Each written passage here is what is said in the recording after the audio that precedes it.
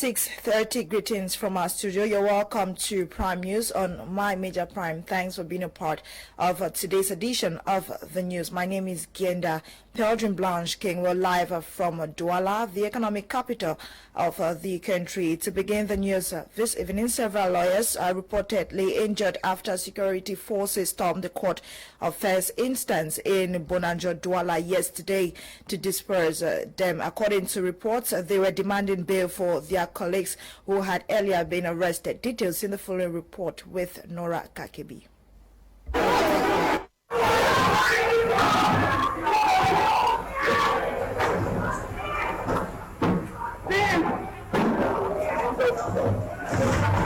Police and gendarmes yesterday, November 10, used tear gas and firearms to disperse lawyers demanding bail for their colleagues in the court of first instance in Bonanjo, Douala 1 subdivision. The lawyers who were demanding bail for two of their colleagues who were accused of contempt on the magistrate, attempted corruption and false pretense were tear gassed, leaving several lawyers injured. According to sources, lawyers mobilized in large numbers in show of solidarity to their colleagues and filed in an application for bail for the colleagues in accordance with the provisions of the Cameroon Criminal Procedure Code. The 300 lawyers who were present in the courtroom, expecting an instant ruling, only got irritated when the presiding judge in charge of the case adjourned the matter to the 25th of November 2020. At this point, the angry lawyers expressed their disgruntlement over the judge's decision to adjourn the case and suspension of the court session. Thereafter, the law enforcement officers present in the court hall and surroundings started shooting tear gas and rubber bullets at the lawyers to disperse them. Following these acts perpetrated by gendarmes and police in court, the Cameroon Bar Association has condemned the act of brutality on some of their colleagues. Close to 200 ex-combatants taking refuge and vocational training at the Disarmament, Demobilization and Reintegration Center in Boya have expressed dissatisfaction over their long stay at the DDR Center. This was during a visit at the center by the commission in charge of the DDRC, led by Fa Yengo Francis, national coordinator of the DDRC. Dolingonde completes the story in the following report. Despite government's efforts to continually containing some former pro-independence fighters at the Disarmament, Demobilization and Rehabilitation Center in Boya, plus the allocation of close to 2 billion francs Cfa to construct a vocational training center for the empowerment of the ex-fighters, it seems on the contrary, the concerned are no longer in contentment with their stay here, with many married, others having children, some supposed breadwinners to their families. Their disgruntlement was made expressive right in the very presence of the national coordinator for the DDRC, Fa Yengo Francis, during a visit to the Boya Center with the commission. Coming along with some food items and other consumable goods, the actions of the ex-pro-independence fighters only meant this was good but not enough. On his part, in a bid to contain the crowd, the national coordinator for the center attempted quelling their wrath with these words.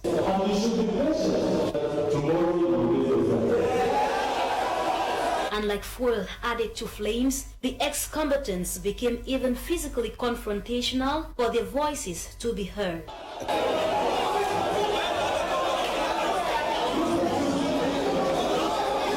In response, the national coordinator of the DDRC in turn reassured them of channeling their worries to hierarchical order. We are going to start in the next few days the construction of a huge center in Boya, a huge vocational center.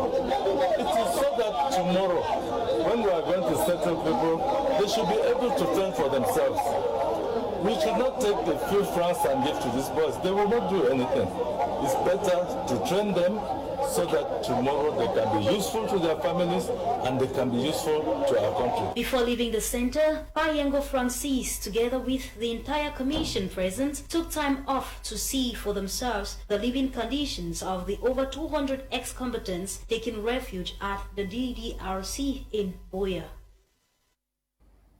The mayor of Bamenda 2, Kenso, Chengwe Peter, alongside his councillors, equally paid a visit to the Disarmament, Demobilization and Reintegration Center in Bamenda to empower and encourage the ex-fighters in what the mayor terms union between the Bamenda 2, Kenso and the DDR Center. Details with our reporter Charles Kewa from the Northwest region. The mayor of Bamenda 2 Council, Chengwe Peter, accompanied by councillors of the municipality, 10th November paid a visit to the Disarmament, Demobilization and Reintegration Center, DDR Bamenda. We're grateful that these ex-fighters here, they have respected the instructions of the head of state to come back to surrender their arms and come here, which means that we have to welcome them. The head of state talk about national integration. We should integrate, we should assist. It's the place of the council and the elite to stand behind this issue of surrender, to encourage others from the bush to come out. With food items and the sum of 200,000 francs cash to empower and encourage the ex-fighters in what the mayor, Chengwe Peter, terms the marriage between the Bamenda 2 Council and the DDR Center, leaving the ex-combatant with a message of peace and love. Mayor Peter Chengwe called on the ex-combatants to continue encouraging those still in the bushes to drop their weapons, regain society, for his council has job opportunities for them. The council have provided enough food and money, and we're going to give them scholarship to encourage others. I've instructed them that dressed in t-shirt green and yellow to tell them they love Cameroon and they want peace. I've instructed them to call their friends, their brothers and sisters who are out there to come and join us.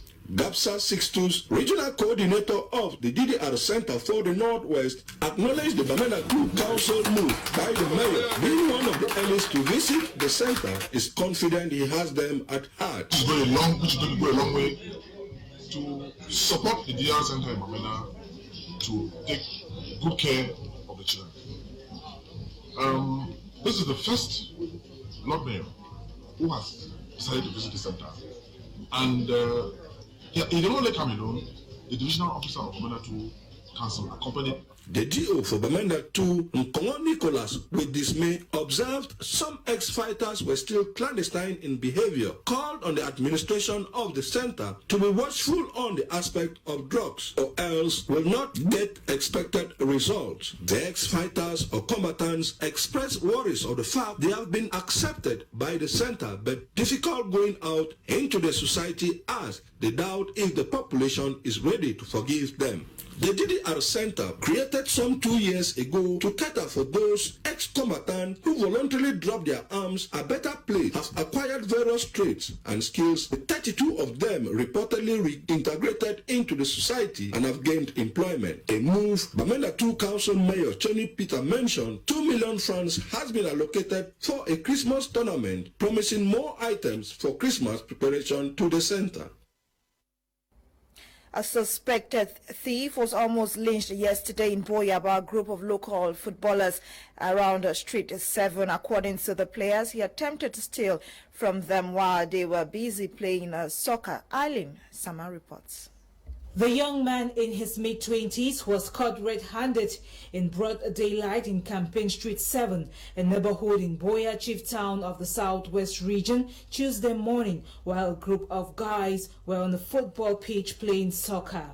The thief, whose name was withheld, is said to have stolen an iPhone and the sum of 15,500 francs CFA after searching the belongings of these guys as they played. But unfortunately for him, was trapped on the pitch as he attempted an escape and almost lynched. The thief was battered severely with the use of planks and stakes while he screamed and pleaded, promising never to steal again.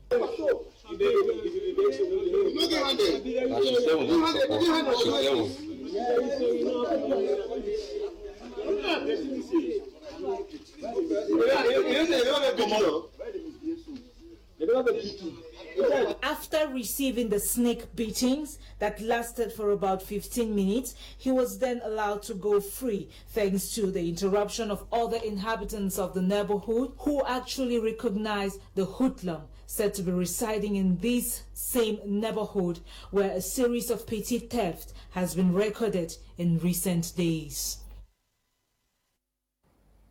Away from that, Dr. Areke Kenyenti is the new director of Limbe Regional Hospital. He was recently installed, replacing Dr. Kinge Thompson, who is on retirement. Details in the following report with Kumano Rainbow. The newly appointed director of the Limbe Regional Hospital has been called upon to administer the hospital with professionalism, determination, and a high sense of patriotism. The call was made by the Secretary General at the Governor's Office, Dr. Muhammadu, while presiding over the technical handing over and installation ceremony of Dr. Areke Kenyenti as the new director of the Limbe Regional Hospital. Dr. Muhammadu called on the hospital staff to give the new director the necessary support he needs to succeed in his mission. He saluted the outgoing director, Dr. Kinge Thompson, for his efforts in saving lives and reminded him that, being a specialist, many will still come requesting for his services. On his part, the regional delegate of public health for the Southwest region, Dr. Nanje Ebongozak, paid a tribute to Dr. Kinge Thompson for his remarkable commitment and quality of services rendered to the public health sector. He equally called on the incoming director not to betray the confidence entrusted to him by the head of state to pilot the affairs of one of the biggest and equipped hospitals in the region, more especially during this period of the COVID-19 pandemic. Dr. Areke Kenyenti was born in 1979 in Kumba and began primary education at Cameroon Baptist Convention Primary School, Mbonge. He later attended Government Bilingual High School, Tombel, and Baptist High School, Boya, where he obtained his GC ordinary levels and advanced level certificates, respectively. All the various stakeholders of the hospital heavily mobilized, the staff, the community, even government officials, and even patient population around. Everybody is heavily mobilized. It's very important for me because these are the different stakeholders that I look forward to working with. My doctors, management staff, nurses, they are also key stakeholders in-house, and they should also expect me to consult them before making decisions. They should expect me to work with them to analyze problems together so that we plan together, because even though I validate the final plan, he gained admission into the Faculty of Medicine and Biomedical Sciences at the University of Yaoundé 1, where he obtained his doctorate degree. He then moved to the United Kingdom, where he obtained a master's degree in hospital management at the Leeds University, UK. He has served as director of the Tiko District Hospital and the Limbe District Hospital for over 10 years, before his recent appointment as the director of the Limbe Regional Hospital.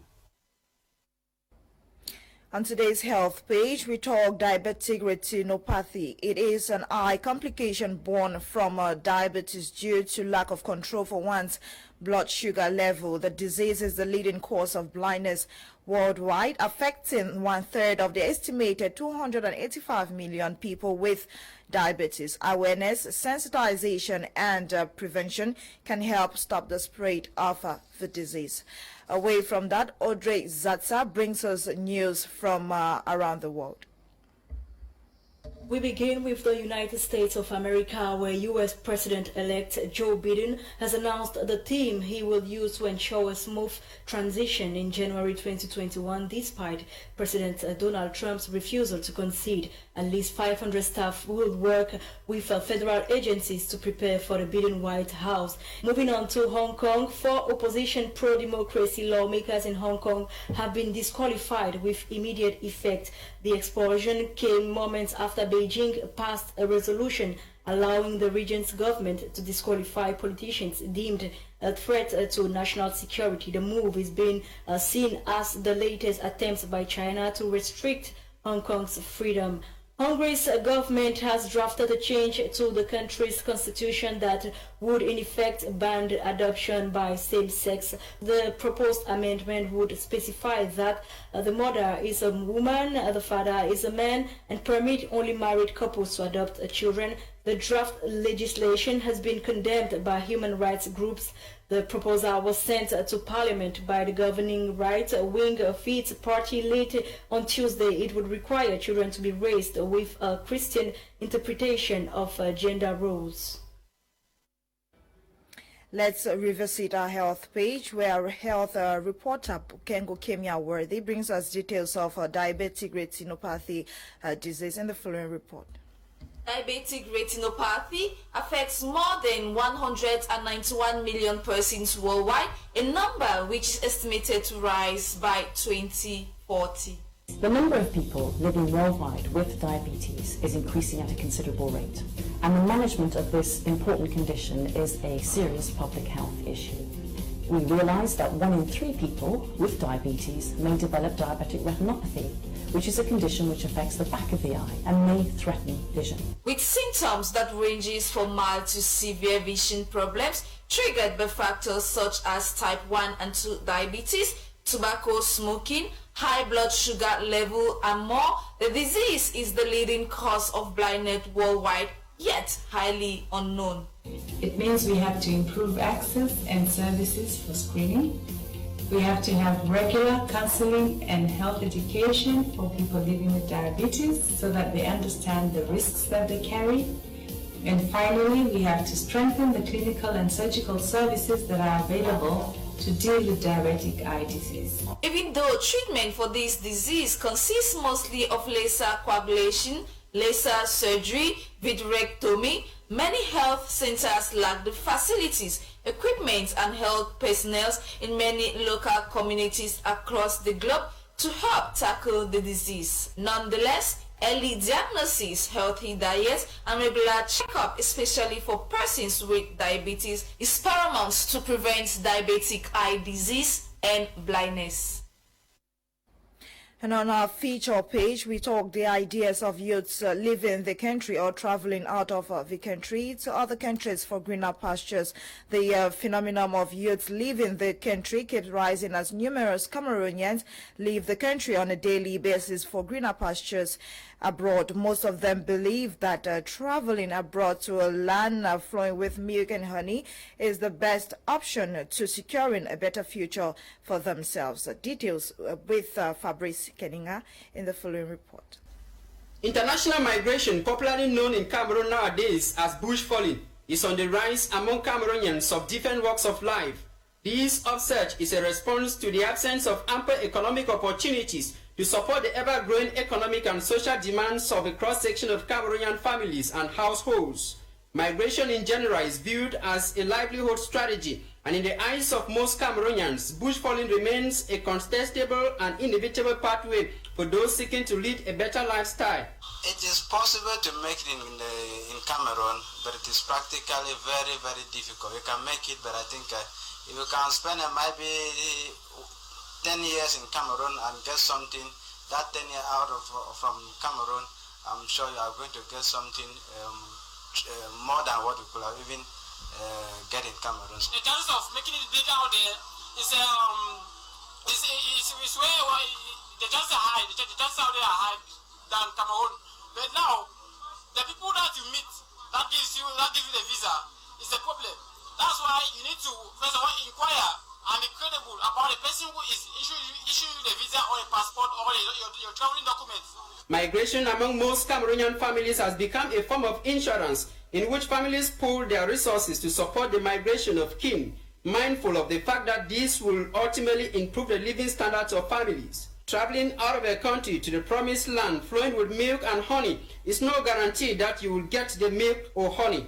To this footballer who has traveled across Europe, the possibilities of becoming successful in your country is 100%. I would tell you the possibility to make good in your country. The possibility in your country make it good to 100% more than outside. Why?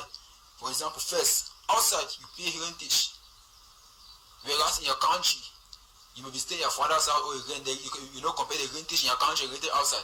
Secondly, visa expiration. When your visa get expired, you cannot move. You cannot free. You cannot move outside the country. And in your country, you can still make it first. On the other hand, first in your country, you have something called liberty, free liberty. And you have many jobs in your country. When you're outside, you need what? Work permit. You buy thousands of euros. It's not an easy job.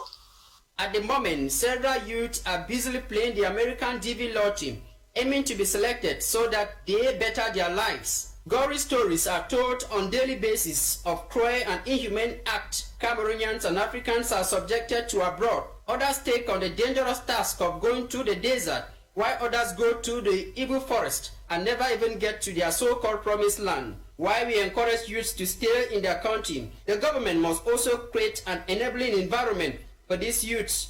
After all, there is no place like home. Ahead of a new football season in the southwest region of the country, some clubs have continued bracing up for the competition. This Thursday, November 12th, at the community field in Limbe, Sosa Football Club will host Boya-based Istanbul Football Academy. Details with sportsman Fabrice Keninga. Limbe-based Southwest Regional League side is sort of Hope Football Club, Sosa, will begin their 2020-2021 season preparation this Thursday, November 12th, when they host Boya-based Fakolik side Istanbul Football Academy at the Limbe Community Field from 1 p.m. This will be the first outing for Isosa this season, following the cancellation of last season. During a recent interview with the president of the club, he noted that their objective remains the same. Our objective is the same, try to get into the mini Interpols. We've never been there. We're a young club, so it will be very interesting for us to get into the mini Interpols. So that's our objective for this year.